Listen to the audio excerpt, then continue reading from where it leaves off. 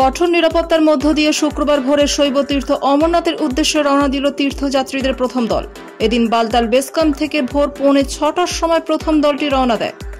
পাশাপাশি সকাল 6:20 নাগাদ পহেলগাঁওয়ের নুনওয়ান থেকে দ্বিতীয় দল অমরনাথের উদ্দেশ্যে যাত্রা শুরু করে।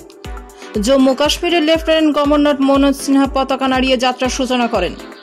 এবছর 53 দিন ধরে যাত্রা চলবে। প্রথম দিন প্রায় 4603 জন অমরনাথ গুহা দিয়ে রওনা দেন। বালতাল থেকে দুর্গম পথে 14 কিলোমিটার এবং পহেলগাঁও থেকে 48 কিলোমিটার পদযাত্রা করে পৌঁছতে হয় তুষারে মোড়া শিবলিঙ্গ দর্শনে।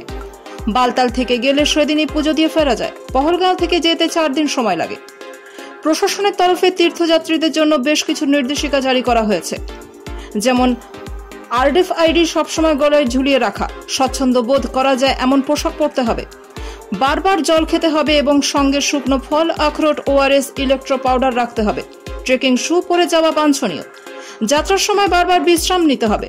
প্লাস্টিক স্যাশে প্যাক ব্যবহারের ক্ষেত্রে সতর্ক করে দেওয়া হয়েছে। খালি পেটে হাঁটা মারাত্মক বিপজ্জনক বলে জানিয়ে দেওয়া হয়েছে।